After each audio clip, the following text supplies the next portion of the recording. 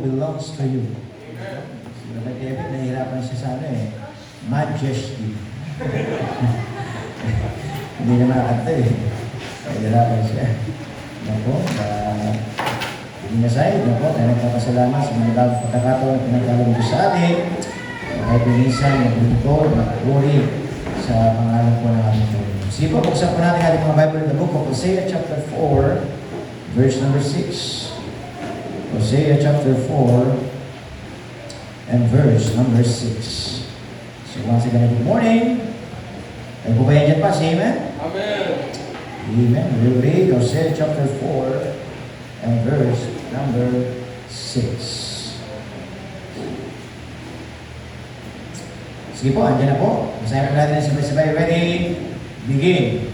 My people are destroyed for lack of knowledge, because thou hast rejected knowledge. I will also reject thee, that thou shalt be no priest to me, seeing thou hast forgotten the law of thy God. I will also forget thy children. My people are destroyed for lack of knowledge. Tayo maghati mo po.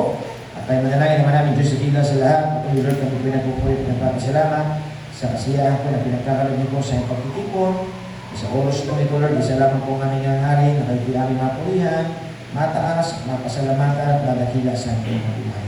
Dalangin po Lord, sa mga awitin ng inawit, nawa Lord, patuloy sa pamagitan po ng aming mga boses, ay maluwalhati po ang inyong banal na pangalan, din po sa pagbabasa ng inyong mga salita. Kailangan po na yung sa ating mga Espiritu, na kayo po ang patuloy na pumagitna po sa amin, magbigay po ng panulungan, tumingin po sa buhay po ng bawat isa, at masumpukan po namin ang gusto pabatid sa ating mga buhay. Tago niyo po sa inyong krus, kayo po makita, kayo po mataas, bless you rin po yung mga Sunday schooler. Sana po patuloy na nahubog po sila sa inyong mga salita, at kami po lahat ay magsama-sama para purihin at ulatin ang inyong banal na pangalan. Pinupuri po namin tinatagila, kung po ang dilangin sa pangalan ni Jesus. Amen. Sige po, please be seated. Kung na po kayo mga po, so once again, good morning. At tayo nagpapasalamat sa Diyos na po na tayo po rin nagkakita, nagkasama-sama sa isang layunin para patuloy po natin purihin ang Panginoon sa ating mga buhay. So dito mga kapatid, nabasa po natin ang panatalita po ng book of Hosea. Si Hosea po ay nangangaral po sa Israel na po sa Northern Kingdom. Nandun po mga kapatid na karamihan po ng mga tao doon ay religious po sila. But sad to say, they are corrupt. No po, priests were falling. No po, nandun po yung tinatawag na spiritual destruction comes, no po, not from not having a Bible, but from rejecting the Bible we have. Rejecting the instruction comes from God. Kaya nga dito mga kapatid, habang nakita po natin, my people are destroyed. No po, for lack of knowledge. Karamihan daw po ng mga mananampalataya. Pasinin niyo po dyan mga kapatid, ang tinutukoy po ng Diyos dyan, yung kanyang mga anak. Yung mga taong nakakinig na ng gospel. Yung mga taong na-experience na nila yung biyaya ng Diyos. But sad to say, marami mga mananampalataya, nasisira pa rin ang kanilang buhay. Why? Because lack of knowledge. Ako, kaya na title of our message this morning, Destroyed for Lack of Knowledge. Nasisira, natatalo, nagagabi dahil sa kawalan ng karunungan. Kawalan ng kaalaman.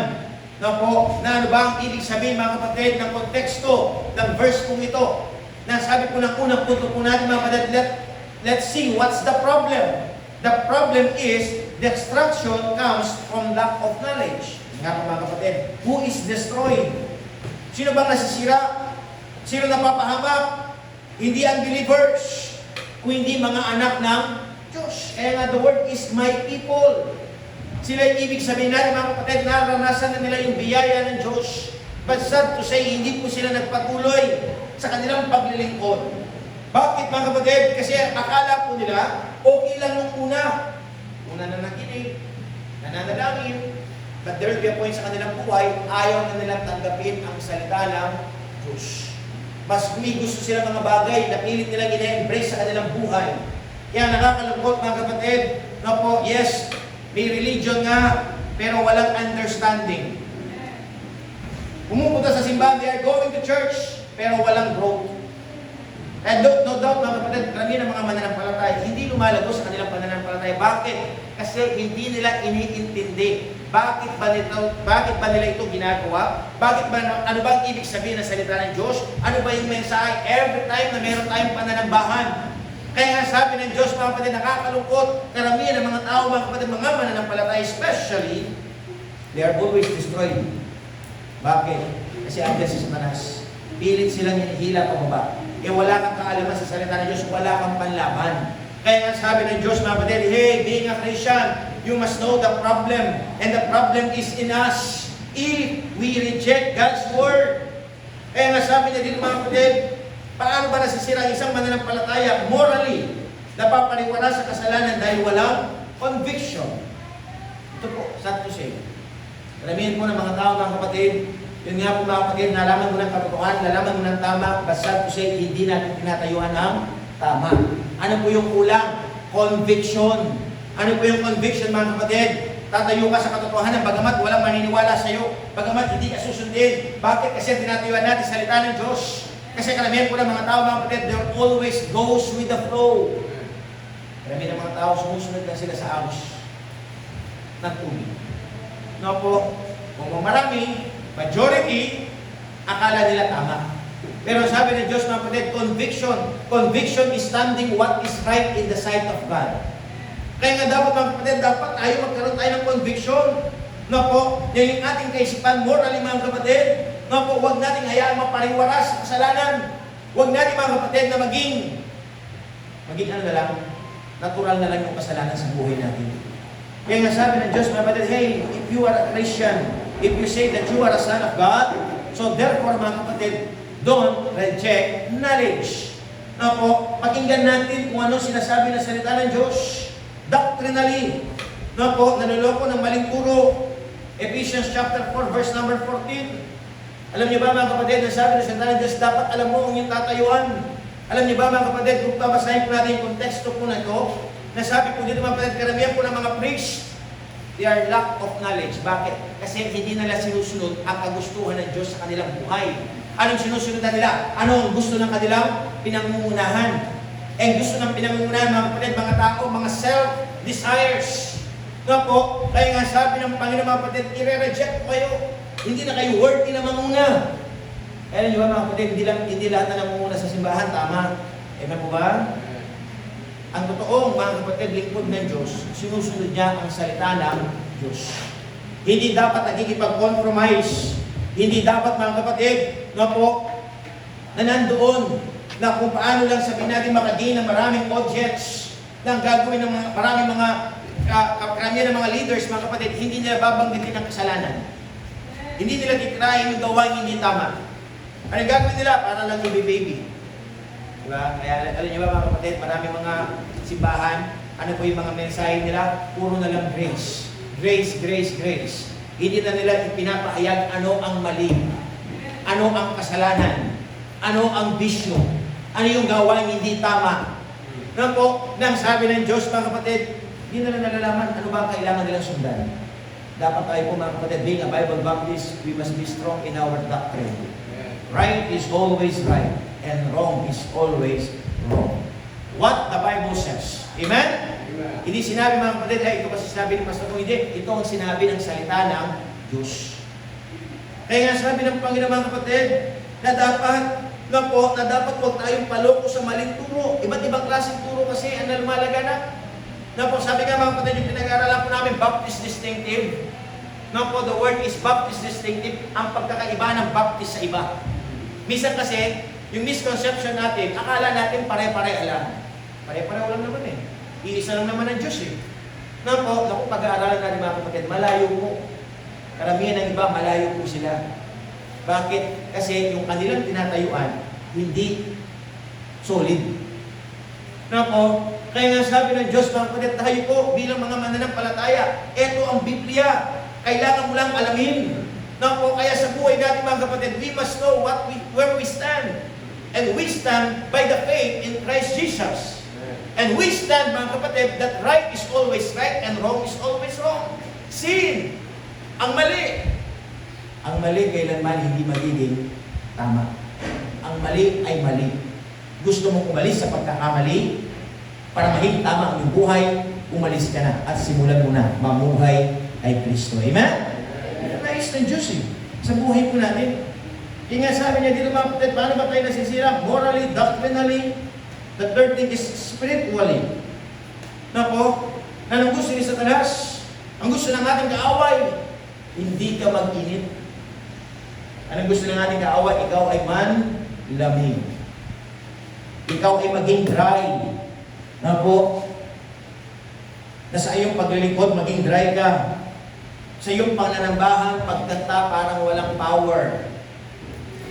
Diba? Kayo, pag kumakanta ba kayo, nakikita niyo ba yung presence ng Diyos? Nakikita niyo ba mga kapatid that the Lord Jesus Christ, mga kapatid, is worthy to be praised? No po? Kaya nga sa buhay natin mga kapatid, huwag natin hayaan no po na yung spiritual life natin malamig. Pag umawit tayo, dapat mainit. Amen? Kaya nga dapat ibigin natin yung ating best. Umawit tayo na malakas. Damdamin natin ang bawat mensahe. Huwag natin kaligtaan mga kapatid. No, pagkanta ng tama, pagkanta ng malakas, pagkanta man na nasa puso. Iba kasi yung kanta pag nasa puso eh. Tama mo ba? Ano ibig sabihin? Makikita mo yung power ng song. No po, kaya in every song mga kapatid, there is a message. Tayo po mga kapatid, di na tayo basta umahawit dito. Dapat alam mo yung message ng kanta. Amen? Dapat naiintindihan natin. Kasi mga kapatid, like yung sinasabi sa church ng Baptist, hindi lang po performance. Amen? Hindi lang tayo nandito para mag-perform. Di ba? Magpatawa. Mag-entertain. No! The church, the real church of Christ, mga kapatid, the people are there to worship the true God. Not for performance. Na po, kaya nga sabi ng Diyos, mga kapatid, na dapat malaman natin, mapakinggan natin ang salita ng Diyos. Na po, kaya nga sabi niya dito mga kapatid, don't let your spiritual life manlamig. Maging dry. Na po, mawalan ng power. Kaya nga lagi natin hingin, Lord, empower me. Lord, give me a right heart. Lord, sana yung aking tenga patuloy na hanapin ang iyong salita. Amen po ba? Yun ang kailangan natin sa ating buhay. Kaya nga yung reason, that's why we go to church. We listen God's Word. Yan yung mga kapatid, pinapagwandoan nga po namin kagabi. Incident, may bagong news ngayon. Isang sasakyan at tagpuan. May nanay, may dalawang bata. May nangyari, may baril. Yung anak na baril, yung dalawang anak na baril. Ako, yung tatay na baril din. So ngayon, pinag-aaralan nila, sino ang namaril? Di ba? So ngayon, mga kapatid, based on evidence, no po, dun sa dashcam, wala naman daw lumapit sa sasakyan. Sila-sila lang. No po, but could you imagine mga kapatid, because of stress, because of problem, because of circumstances na nangyayari sa buhay ng tao dahil wala siyang pakikinig na salita ng Diyos? Ano po mangyayari sa tao? Yun nga po, no po, may problema. Akala niya, may problema na siya, sinama pa yung anak. Kayo po, maaari niyo po kayo gano'n. Gawain kaya ng tamang tao na may tamang kaisipan. Gawain kaya yun ng taong may takot sa Diyos. Na po, kaya may kulang. Ano yung kulang mga kapatid? Kulang siya ng pakikinig na salita ng Diyos.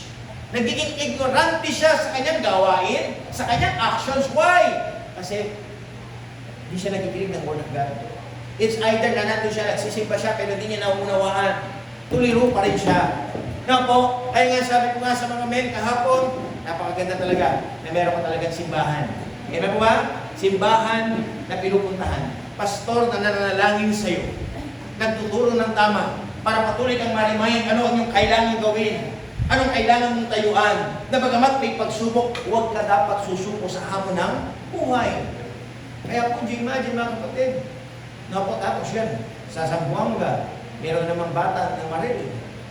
Napo, bakit na naman? Because lack of knowledge. Napo, akala nila yung buhay, ganun-ganun lang. Akala nila yung buhay, laro lang.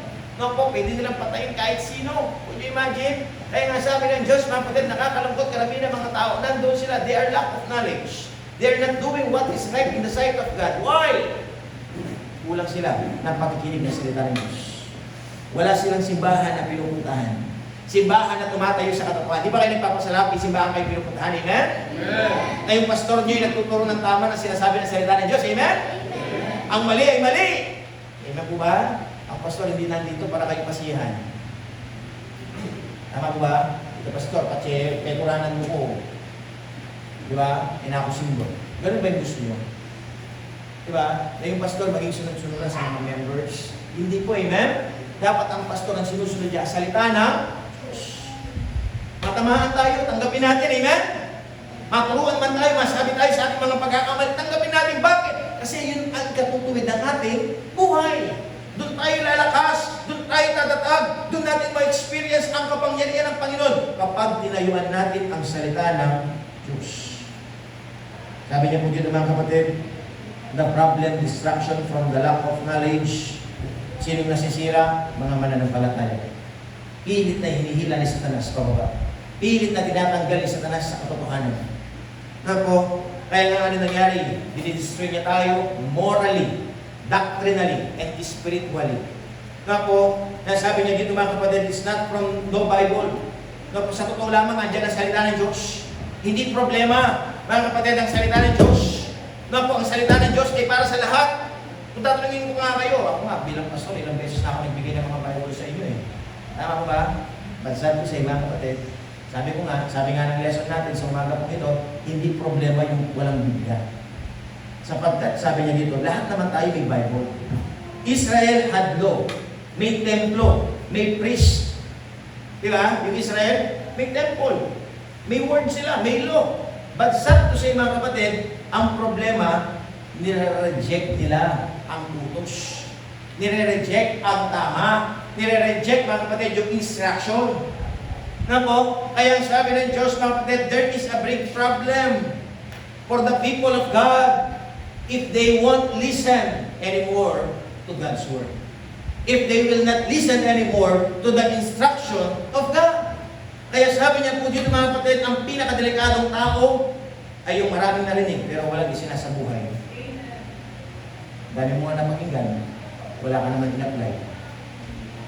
Gusto mo nga makinig, hindi mo naman ginagawa. Tama ba? Ano sabi ng Panginoon mga kapatid in the book of James? Be a doer of the word and not hearers only. Maging tagagawa tayo ng salita ng Diyos. Hindi naman tayo maging tagapakinig lang. No po? Nang sabi ng Diyos, yes, nalaman mo ng katotohanan, but sad to say, hindi mo pa rin ginagawa ang tama. Kaya sabi ng Diyos, mga kapatid, ano?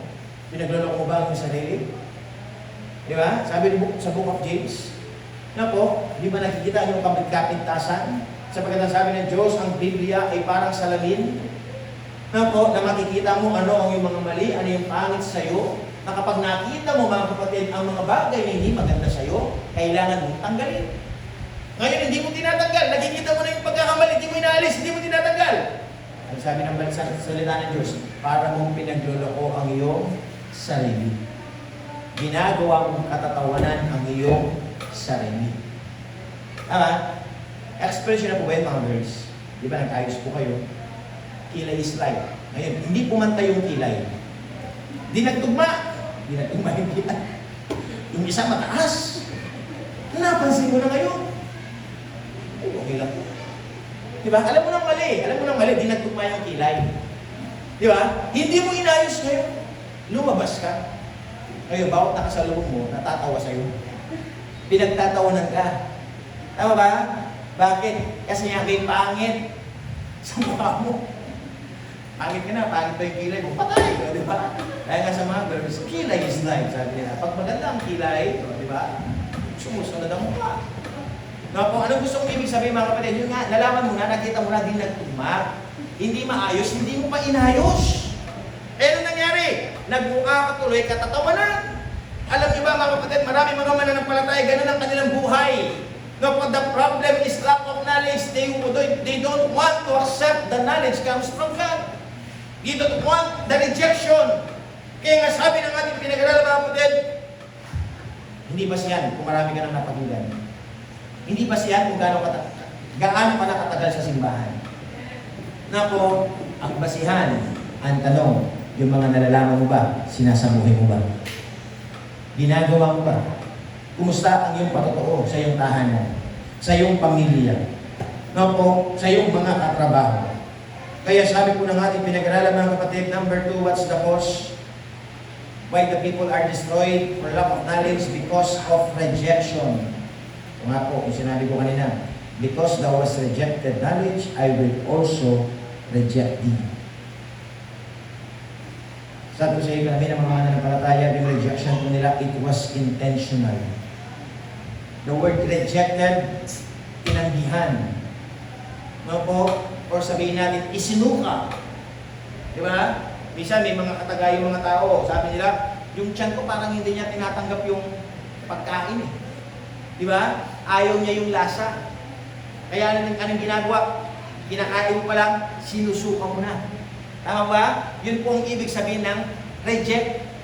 Na po, ni-reject. Ayaw tanggapin. Na po, kaya dito mga kapatid, maraming mga mananampalataya, ano yung dahilan nila? Pastor, nakalimutan ko po kasi. Ay, mali po ba yun? Nakalimutan ko eh. Diba? Ano yung dahilan ng mananampalataya? Anong dahilan ng karamihan? Yung salita, pasensya na po, nakalimutan ko. Pasensya na po, hindi ko po nagawa, nakaligtaan ko. Na po, nang sabi niya po dito mga kapatid, hindi mo nakalimutan. Sadyang ayaw mo lang. Amen? Karamihan ng mga mananampalataya, gano'n. Na po, nasa kanilang buhay, sadyang ayaw lang nila. No? Actually, Brad, may battery pa to eh. Doon lang siya nag-lose. Na po. Kaya sabi niya po dito mga kapatid, na po, sa ating pinag-aaralan, karamihan daw ng mga mananampalataya, alin lagi nila sinasabi, pasensya na po, Pastor, nakalimutan ko. Pasensya na po, Pastor, nakaligtaan ko. Hindi mo nakalimutan, hindi mo nakaligtaan, sapagkat lagi-lagi tayo nire-remind na salita ng Diyos. Ano ang dahilan? Hindi mo lang talaga gusto. Sadyang ayaw mo lang. Nire-reject mo. Nire-resist mo. Mga kapatid, ang tama. No, bakit? Kasi masyado na in-embrace ang mali. Kaya nga sabi dito mga kapatid, kung pag-aaralan po natin, unang-una, sino daw yung nag-reject? Bumalik na nga sis doon sa verse natin. Doon sa verse natin. No? Nasabi dito mga kapatid, doon sa Hosea chapter 4, verse number 6. Yun, yan na. Nasabi po dito mga kapatid, who rejected? Sabi niya po dito, because thou was rejected, I will also reject thee. That thou shalt be no praise to me. Na hindi ka na daw, mga kapatid, sa paningin ng Diyos, na ikaw ay sabihin natin isang nangunguna. Na po kaya yung prayer nga natin, mga kapatid, kapag yung leader, nag-iba na yung puso, kapag yung leader, mga kapatid, nag-iba ng stand, delikado na. Na po, kaya lagi natin ipag-pray, yung leader, na dapat patuloy ang i-embrace niya, God's Word. Amen po ba? Pinag-pray niyo po ba si Pastor? Ako yung pastor ko, pinag-pray ko si Pastor Ramirez. Diba? Kasi nga, ang unang puntirya ng ating kaaway, yung pastor. Na po, kaya lagi natin prayer, sana po yung pastor namin tumayo sa katotohanan. Hindi magbago ang puso. Gawin ang kalooban ng Diyos. Bagamat dumating man yung time, na po, ma-overwhelm na tinatawag na mga resources, mga pakinabang sa laman, no po, pero nawa, patuloy tayo maging spiritual. No po, sapagkat yun ang nais ng Diyos. No po, ang nakakalungkot dito, ang mga dapat nagtuturo, hindi na nila tinuturo kung anong tama. Hindi nakakalungkot eh. No po, anong ibig sabihin? Compromiser na. Anong ibig sabihin? Conniving na yung nangyayari. Pero tinatawag na sabwatan. Diba? Sagwatan sa paggawa ng hindi tama. Kaya nga sabi ng Diyos, mga kapatid, let us pray for our leaders. Anong kailangan po nila, mga kapatid? Tumayo sa tama. Di ba kayo nagtataka sa gobyerno? Sa gobyerno, bakit meron silang talamak ang korupsyon? Talamak ang pagnanakaw. Kasi bakit? Kasi sa gobyerno, mga kapatid, mga government officials, kampi-kampi sila sa pakinabang. Na po, ang gusto nila, mga kapatid, walang nakakahigit sa kanila. Kasi may porsyentuhan yan eh. May porsyentuhan. Ngayon, kapag konti yung porsyento na binigay mo sa kanya, diba, sa mga project, na po, kakalabanin ka. Kasi gusto niyang masolo yung porsyento. ba? Anong gusto ko i-emphasize dito mga kapatid? Karamihan ng mga tao dahil sa paggawa ng hindi tama, nandun po ang tinatawag po nilang pagsasabuatan. Nandun po mga kapatid ang tinatawag na sila nakikipag-compromise. Bakit? Kasi masyado na silang nahumaling sa bagay na pakinabang sa kanilang pansarili. Kaya nga sabi ko nga mga kapatid, sa buhay po ng bawat isa, ang dapat panalangin natin sa ating mga leaders, sa ating sa tinatawag na mga namumuna sa atin, patuloy naman silang gumawa kung ano ang naayon sa salita ng Diyos. Kaya kami po mga kapatid, mga pastor, anong inaabot namin sa mga government officials? Salita ng Diyos. Salita ng Diyos. Inaabot namin sa kanila. Pinag-pray namin sila. Mga pulis, pinupuntahan sila. Sapagkat hindi lahat ng pulis ay tama. Tama ba? Kasi may mga tinatawag na cotton cups. Diba? Si sister, ano kaya pag nagpulis na siya? Ay, si Brother Camille, papasok na sa kapulisan. Anong kailangan? Ang sikreto mga kapatid, salita ng Diyos. Kasi mga kapatid, minsan, dahil na sa pakinabang, nakukuhanan, napapalitan. Kaya lagi natin tanggapin mga kapatid, ito nga, laging i-feed sa kanila ang kasalanan. Nang sabi po dito mga kapatid, they feed on the sin of my people. Isaiah chapter 4, verse number 8. Gusto ko mga sis, verse 8. And they eat up the sin of my people, and they set their heart on their iniquity. Nakipag-ano na sila, nakipagsabuatan na. Sa kasamaan. Tinakda na nila kanilang puso sa kasamaan. Ang lagi ko sinasabi mga kapatid, kung tayo totoong mananampalataya, kung tayo totoo kay Kristo, kailangan huwag tayo makiayon sa mali. Huwag tayong gumaya sa mga bagay na hindi tama na ginagawa ng tao. Dapat tayuan natin kung ano ang sinasabi ng salita. Kaya sabi ko nga po kanina, conviction ang kailangan. Conviction, doing what is right, even though walang mag-a-appreciate sa'yo. Even though walang susunod sa'yo. Pero dahil alam mo, ito'y tama, ito ang sinasabi ng salita ng Diyos, itong gagawin ko. Ito ang ating conviction. Hindi po opinion. Ang Biblia po mga kapatid, hindi po opinion. Diba? Yung dalawang salita, conviction and opinion. Ano po yung pagkakaiba ng dalawa? Ang opinion, pwede ka lagi makapasok. Diba? Kasi bakit? Opinion yun eh. Kasi nga lagi siyang open. Open for all. Kaya nga yun nga yung pinaka-word niya eh. Opinion. Diba? Opinion. Ibig sabihin, pwede kang magbigay ng iyong puro-puro. Pwede kang magbigay ng iyong question. Kasi nga open siya. Pero kapag conclusion or conviction, hindi ka na makakapasok doon. Kasi nga bro, di ba? Conclusion na. Close na. Alam niyo ba yung pananalita yun? Pag sinabi conclusion, hindi ka na makakapasok doon. Yun na yung huling pananalita. Kagaya po sa salita ng Diyos, ito po yung conclusion.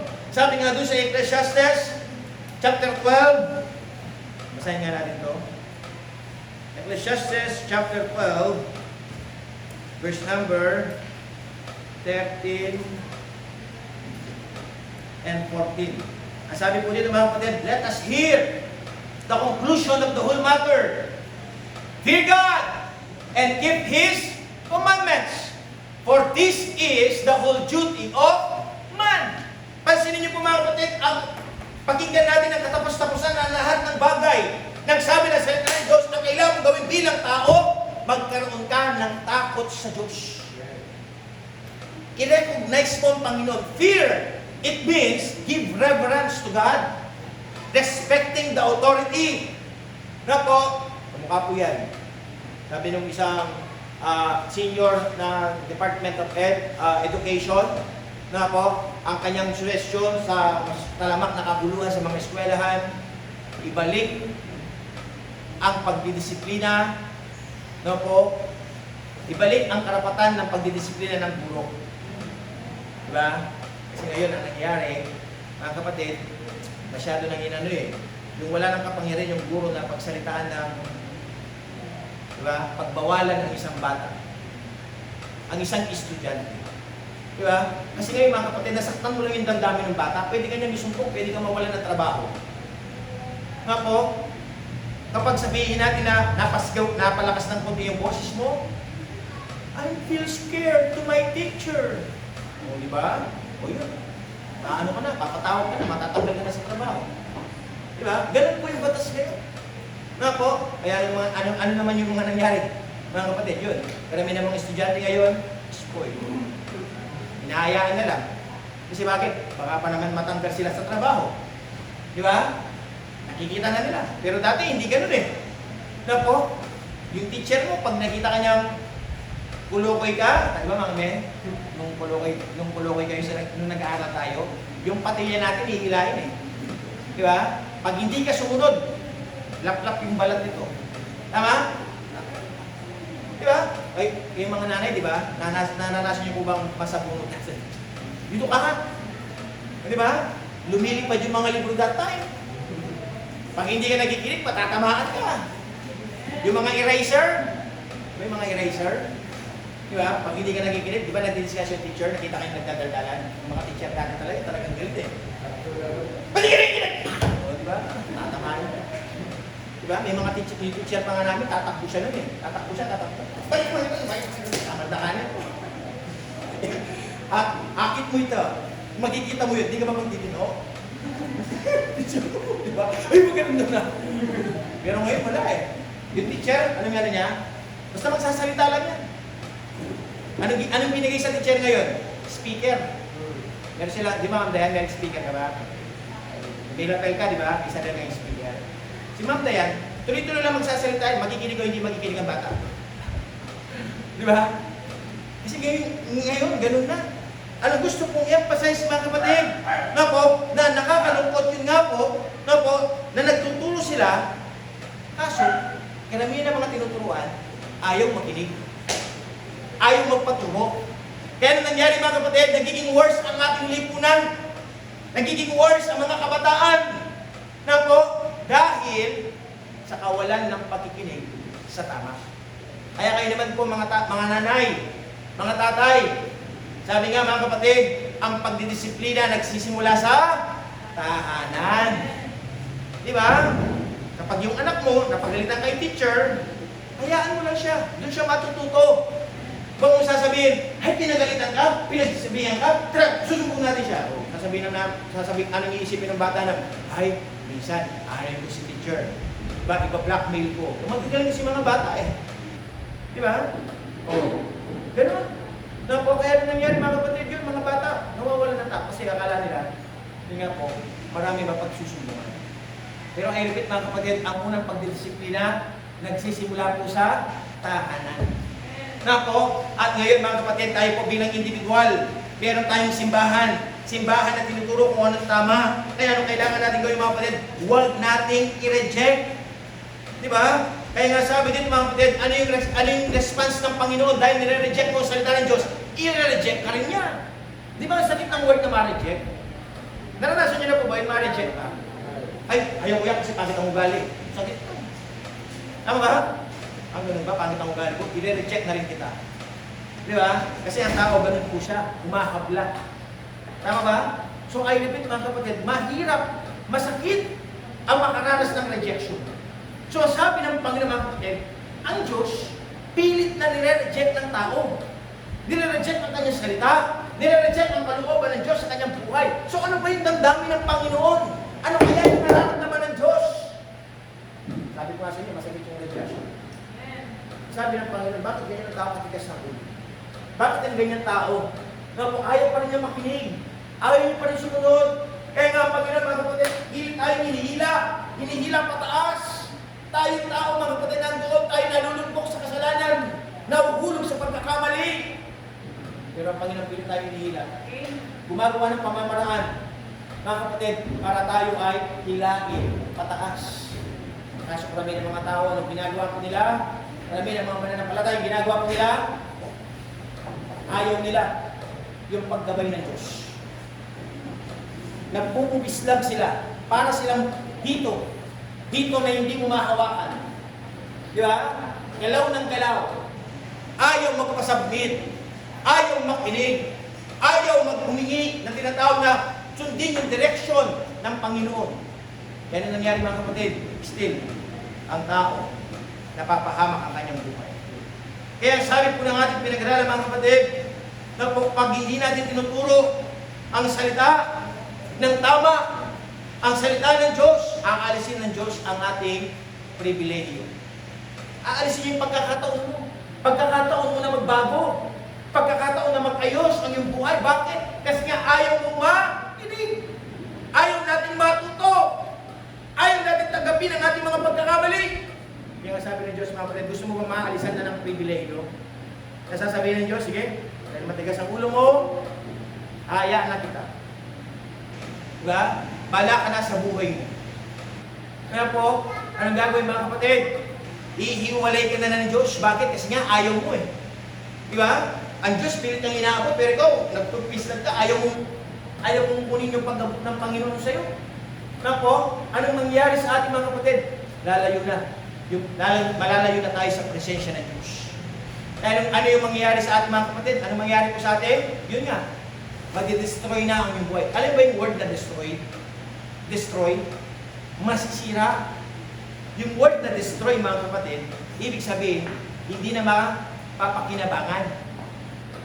Yung word na destroy, kapag nangyari yan sa buhay mo, na po, wala nang kaayusan. Bakit? Kasi nga, hindi mo tinanggap ang nais ng Diyos sa buhay mo. Kaya nga, ano po yung prinsipyo po dito mga kapatid? What you reject, God will reject you. Diba? Ano yung mga nire-reject mo? Kung nire-reject mo ang Diyos, darating yung time, nire-reject ka ng Diyos. Di ba nga, ano yung sinabi ng Panginoon?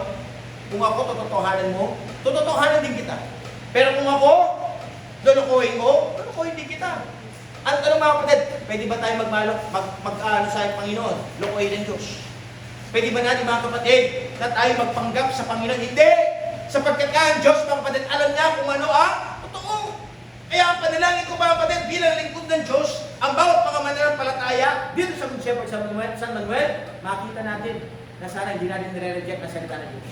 Na sana tinatanggap natin ang katotohanan. Na sana sa buhay natin mga kapatid, gagawin natin ano ba ang kalooban ng Diyos sa atin. Kaya ang kailangan natin gawin mga kapatid, manumbalik na tayo sa Diyos. Nga po, ito po yung hindi pwedeng bahala na si Lord. Kasi lagi natin attitude. Kasi lagi natin sinasabi, bahala na si Lord. Di ba? Ito yung attitude natin sa ating Bible study, sa ating discipleship. Hindi bahala na si Lord. Meron ka kailangan gawin. Ano kailangan gawin? Lumapit ka at manalangin. Ano kailangan gawin? Magpakatapat ka sa harapan ng Panginoon. Huwag natin hayaan mabalik tayo sa ibang atensyon. Kailangan tayong patuloy na magtutuloy-tuloy tayo sa kalooban ng Diyos sa ating buhay. Yun pong nais ng Diyos. Kaya nga sabi ng Panginoon mga kapatid, number 3, the root. Una po mga kapatid, the problem. What's the problem? Destruction comes from lack of knowledge. Now po, the cause. What is the cause? They reject the knowledge. Now po, number 3, the root. Forgetting the law of God. Sabi ko nga kanina, hindi mo naman talaga nakalimutan eh. Hindi mo naman talaga nakaligtaan. Ayaw mo lang. Tama ba? Minsan dinadailan lang natin. Pero sa totoo lang mga kapatid, kapag alam natin na po, matatamaan yung ginagawa natin, sinasadya na lang natin pinakalimutan yung instruction ng Diyos. Kasi bakit? Kasi nga masyado na nating in-embrace yung mali. Kaya saan sabi dito mga kapatid, kapag nakalimutan mo, hindi mo masusunod. Di ba? Kaya nga, anong nais ng Diyos? Dapat ang Biblia natin, memorize natin. Meron ba kayong memorize sa salita ng Diyos? Meron tayong memorize. Di ba? May mga verses dapat tayong alam. Nako, pwede ba yun mga kapatid na isang sundalo, sasabak sa labanan, meron siyang armas, nako, meron siyang sinatawag ng mga baril, hindi niya alam gamitin, sumabak sa labanan, tapos hindi mo alam gamitin, anong mangyayari sa'yo? Unang-una kang mamamatay. Tama ba? So, dati naging sundalo to eh. Di ba? Naging sundalo siya. Nako, hindi naman pwede lumabak tayo, di ba? Hindi mo alam yung baril. Hindi mo alam paano yung baril. Bumabalik ganyan, hindi mo malalam, naka-safety pin pala. O, di ba? O, patay ka. Ganun din po sa salita ng Diyos eh. Na po, nasabi ng Panginoon, ang salita ng Diyos dapat mong alamin. Dapat mong intindihin. Dapat may alam ka. Hindi pag tinanong ka ng tao, hindi ko alam eh. Di ba? Di ba minsan may mga nagtatanong sa'yo, dahil alam nila nagsisimba kayo? Tama ba? Dahil alam nilang pumunta kayo sa simbahan, tatanungin ka nila eh. Tapos minsan sasagot ang isang tao, sabi niya, may tinanong sa kanya, kaya po, hinggil sa simbahan, tapos hindi ko alam eh. Di ba? O sabihin natin minsan kasi may mga tao naging pagalingan sa salita ng Diyos. Eh ngayon kapag ikaw wala kang alam, di ba? Sabihin niya sa'yo, paano ko may maanyaya eh? Itong mamis ko, di mo alam eh. Di ba? Paano ako may ganyan at sumama sa'yo? Ikaw mamis ko, di ka sigurado eh. Di ba? Kaya nga sabi po ng ating pinag-aralan mga kapatid, na kailangan alam mo ang salita ng Diyos. Don't forget God's Word. You must know in the Bible. Alam mo dapat buksan ang Biblia. Kaya nga sabi niya nga dito mga kapatid, what did they forget? The law of God, the Word, the covenant, the character of God. Napalitan ng tradisyon. Karami ng mga tao sa sila nabubuhay sa tradisyon. Sa kultura, sa sariling opinyon. Karamihan pa ng mga tao ngayon, mga kapatid, nabubuhay po sila doon sa mga pamahiin. Di ba? Ilang tao, marami sa pamahiin. Na yung mga pamahiin na yan, wala naman po sa Biblia. Na minsan pilit pa sinusunod ng tao, kaya ang layo nga sa katotohanan. Di ba? Kapag daw namatayan ka, bawal kang maglinis. Diba? Huwag magwawalis. Kapag namatayan, may nakipaglamay, huwag mo daw iahatid. Diba? Kasi pag daw pag-inatid mo, baka siya susunod. Diba? Tingin nyo, asa Bible kaya yun? Wala eh. Diba? Wala sinabi sa salita ng Diyos. Pero kami ng mga tao, yun ang kanila sinusunod. Bakit? Kasi nga, dahil walang alam sa salita ng Diyos, mas sinusunod nila yung mga diba? Ano pa yung mga pamahiin, Brother Carlos kasi? Diba? Doon sa halaman na may mangga, diba? Ano gawin mo, Brad? Bubusina ka muna, diba? Kasi bakit ang pamahiin mo, papaalam ko muna daw. Papaalam ko muna, baka masagasaan mo, abulin ka. Diba, ma-accidente ka. Diba? Pamahiin mo yun. Wala sa Bible yun. Diba? Nasasabihin niya, kapag may masamang espiritu, bumusina ka muna. Gano'n? Diba? Kasalanan mo ba yun kung hindi mo sila nakikita? Paharang-harang sila? Sabihin nyo. Diba? Dati pag nasa bukid, ano sinasabi nila? Kay Steve, sabi niya, bari-bari ako. Bilabos. Diba? Maglalagay ko. Diba? Wala sa Bible yan, mga kapatid. Kung ikaw ay tunay na mananampalataya, wala nang magagawa sa iyo yan. Amen po ba? Kasi bakit? Ang Espiritu ng Diyos, nasa iyo na. Nasa puso mo na. Kaya karami ng mga tao, yun, nababalot sila sa maling, di ba? Maling gawain. Di ba? May lagnat yun. Di ba? Uling tayo kay marangli. Minimiya. Di ba? Dani kang manawas. Di ba? Kaya kahit ang ebo, di ba? Di ba? Hindi niya nga turan na hinakakit. Di ba? Maraming instruction. Ingatan niya, di ba? Mga kailangan niyang diba? Katayano. Mga kailangan niyang gym. Di ba? Di ba? Ang kailangan ng iyas ng paninjin, dapat may pagpulutan. Di ba? Kung yun, ilagay mo yung makanining oras, ilagay mo yung biyalay yung bakit may patawaran. Di ba? Di ba daming tao kung ginagawa yan, sinusunod yan. Tapos hindi mo alam, di ba? Yung nanawas, yung nagano. Doon sa oras na tinagpo, siyempre, hindi mo nasasabay siya yan eh. Di ba? Tapos ano yung instruction sa'yo? Pag binigay mo na doon, huwag kang magmutitingnan, huwag mong babantayan. Di ba? Kasi kapag binantay mo, hindi ka gagaling. Ano ba? Kasi bakit? Kasi ayaw yung babantay. Bakit? Kasi siya lang ang kukuha. Siya lang ang inom. Di ba? Siya lang kakain. Di ba? Ayaw nyo ba mapagay ang tao? Ang daling mo. Tatawanan ka pa yan. Di ba? Tatawanan. Di ba? Nanako na naman nabuhay. Di ba? Ang tanong ng kapatid, ito nga po yung tanong. Meron kaya tayong mababasa doon sa salita ng Diyos? Di Di ba? Yung walang sinasabi ng Diyos. Nga po, anong ibig sabihin? Huwag na huwag mo nang paniwalaan. Yes, nung una pinaniniwalaan mo. Bakit? Kasi nga wala ka sa katotohanan. Pero ngayon ikaw ay mananampalataya na. Tinanggap mo na si Kristo. Naglilingkod ka na. Huwag mo nang paniwalaan yan. Amen? Amen. Wala. Di ba? Huwag ka na ay, puput. Diba? Puput ka pa. Kasi po ka ma-accident dito. Diba? Ano magagawa yan, mga kapatid? Ang kailangan mo lang gawin, manalangin. Amen. Lumapit sa Diyos.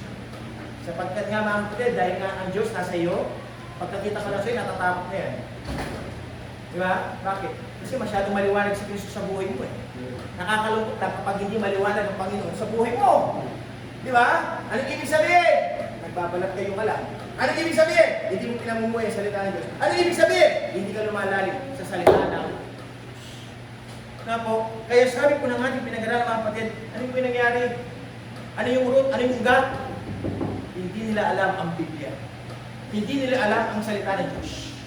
They forget the Word of God. They forget God's law.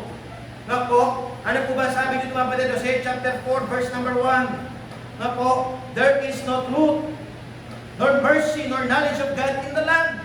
Imagine, pasinin niyo po yung pananalita ng salita ng Diyos, nakakalungkot daw doon sa lugar na yun. Walang katotohanan, walang habag, walang karunungan na nagmumula sa Panginoon na kanilang nalalaman. No po, ano nabalot sila? Yun nga, nabalot sila sa maling gawain, maling pamaiin, maling tradisyon. No po, para bang yung ano eh, yung bata. No po, ipinag-drawing kasi. Drawing kasi, isusulat niya kung ano siya, ano yun.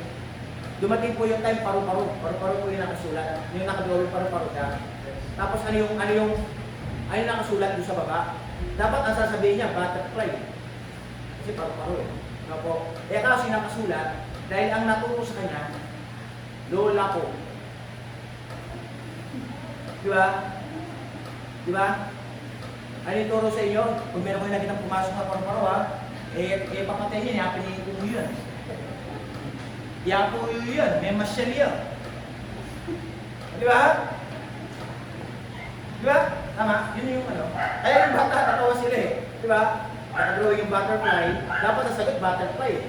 Diba? Kaso, yung sinagot niya, lola ko. Di ba? Wala po yan sa salita ng Diyos, amen? Kasi ang sabi po ng salita ng Panginoon, absent from the body is to be present with the Lord. Kapag nag-absent ka na sa iyong katawan, magiging present ka na sa Diyos. Ngayon, kung tinanggap mo si Kristo sa iyong puso, ikaw ay nasa langit na. Ngayon, kung hindi mo tinanggap si Kristo sa iyong puso, sa impyerno ka. Wala pong patay na bumabalik. Itindihan niyo po ba? Hindi, pastor, atin may ting babalik eh. Aluwa na ito. Hindi ito. Masamang espiritu. Hindi na yun ang kamag-anak mo. Isipin nyo na lang mga kapatid, kung bumabalik po ang patay, lahat ng mga pinatay na hindi maayos, babalikan yung kanilang, yung pumatay sa kanila, tama ba? Kukonsensyahin sila. Kung bagay kitang maglagay, ilagay yung dalagat ang, di ba? Kaya kaso, mismo nga yung mga hindi naman natatakot eh. Bakit? Kasi alam nila, mga kapatid, ang mas katakutan natin, sino? Yung pumapatay ng laman, di ba? Kasi mapapagiging eh. Ano po? Yung espiritu, hindi ka naman mapapatay eh. Ano po? Kaya sabi ko ng ating pinag-aralan, mga kapatid, kailangan huwag na tayong pabalot sa maling paniniwala. Wala po yan sa salita ng Diyos. Kaya lagi natin tandaan, mga kapatid, kung ano sinabi ng salita ng Diyos, yun ang kailangan natin pakinggan. Ano po? Kaya sabi niya po dito, mga kapatid, saan sila namuhay? Yung basa dito sa North Jerusalem, doon po sa kasinungalingan. Ano po pamumuhay na meron sila? Lagi po silang nangangako, pero hindi naman tinutupad. Ano meron sila? Pagpapatayan. Ano meron po sila, mga kapatid? Pagnanakaw. Ano meron po sila, mga kapatid? Pangangalunya. Na po adultery. Na po, kaya sabi niya po dito, mga kapatid, kapag nawala ang salita ng Diyos sa buhay mo, babagsak ang iyong moralidad. Diba? Kapag nawala tayo sa salita ng Diyos, hindi na natin napapakinggan ang salita ng Diyos. Wala na nangangaral ng tama. Marami ng mga tao babagsak po sa moralidad. Na po, magiging normal na yung mga kahalayan. magiging normal na sa tao yung bagay na kasamaan.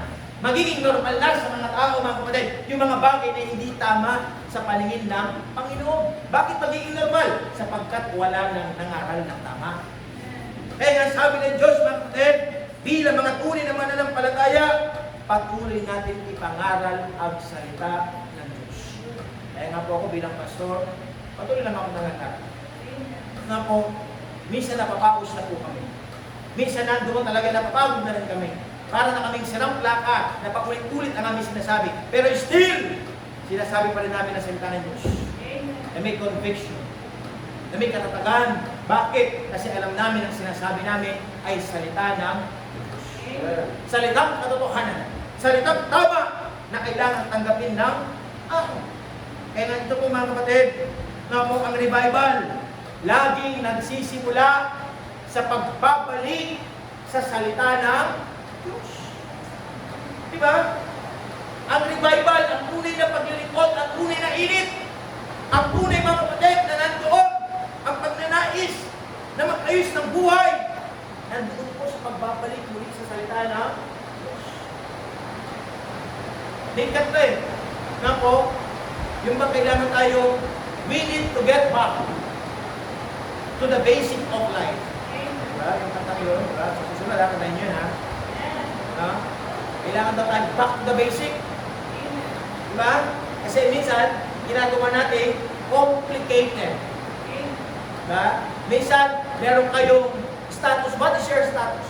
It is complicated. Ano? Complicated ka pa. Diba? Bakit complicated? Kasi hindi ko alam, pastor, kung siya ba o siya. Ha? Diba? Kaya pala yung status niya, it's complicated. Diba? Minsan, hindi niya rin alam kung lalaki siya o babae siya. Kaya, pastor, it's complicated.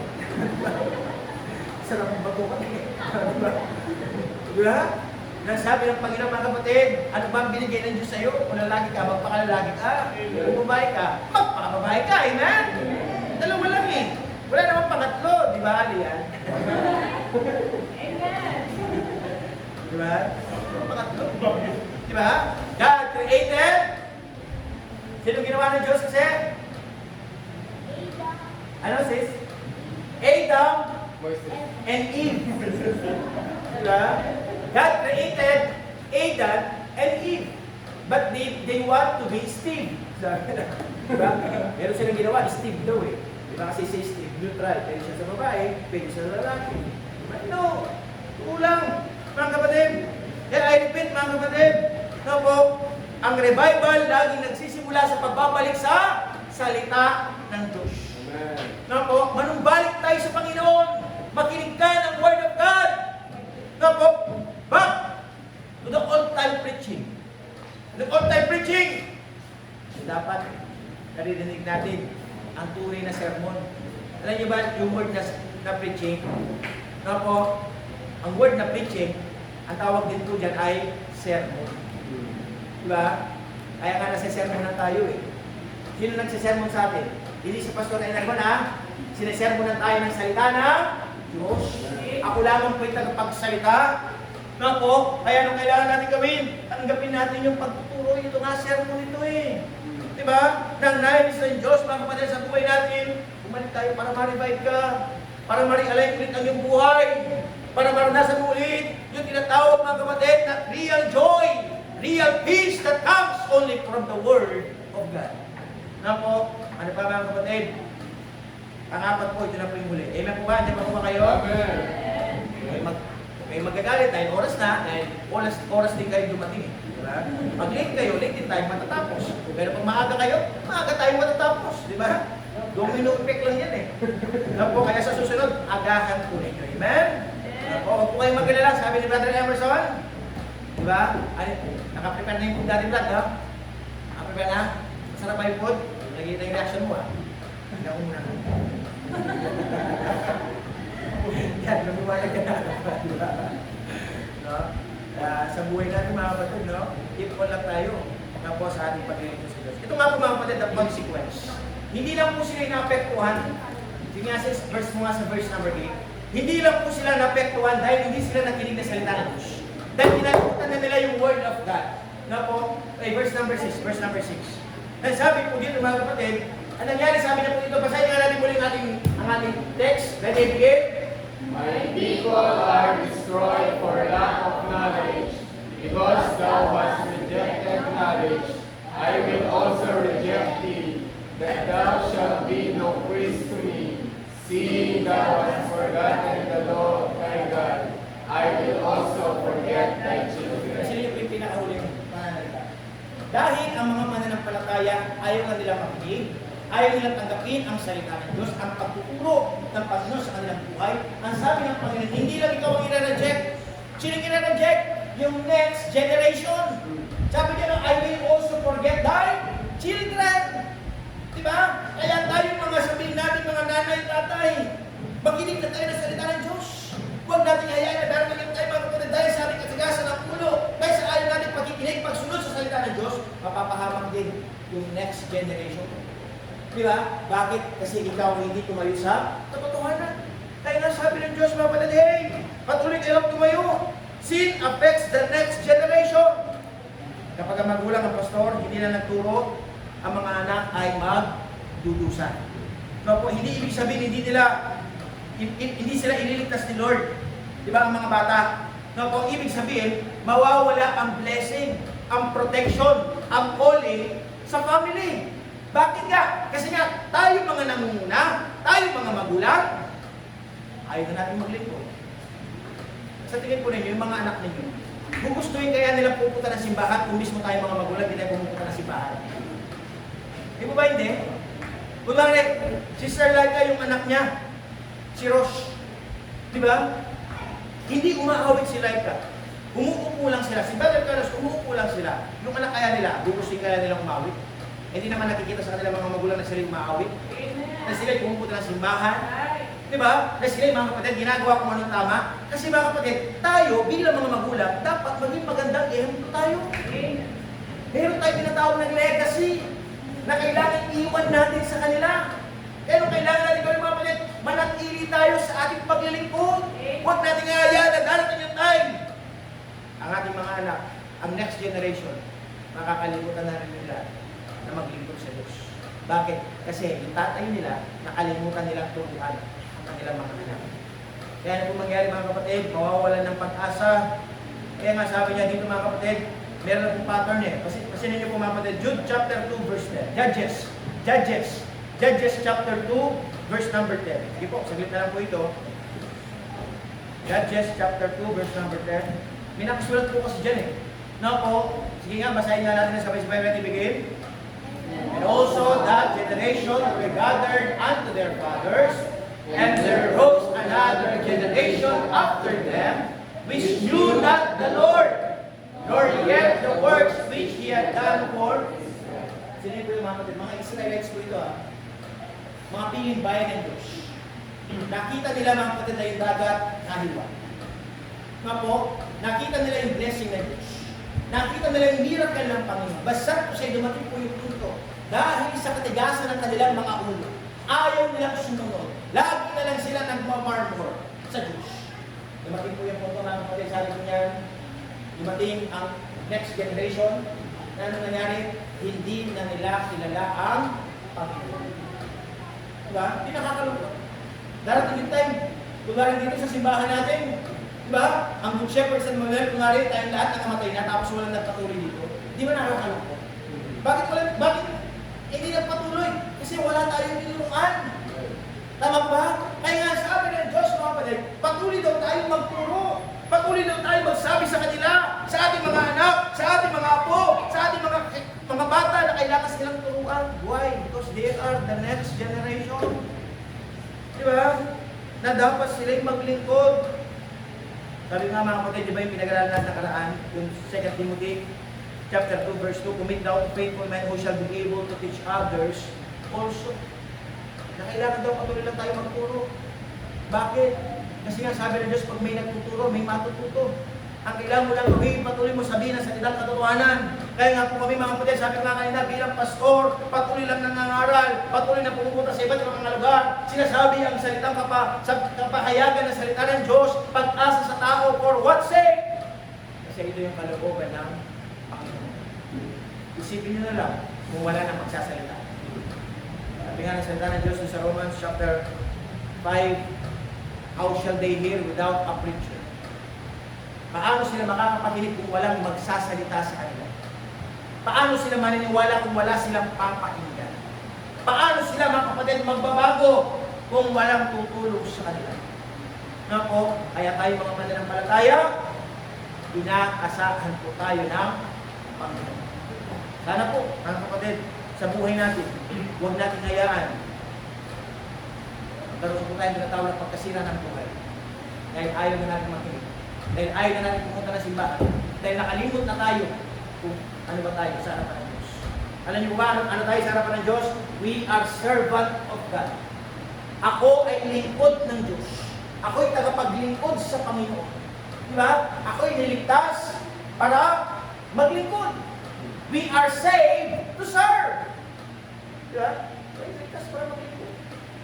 We are saved to worship our God. We are saved to do something for God.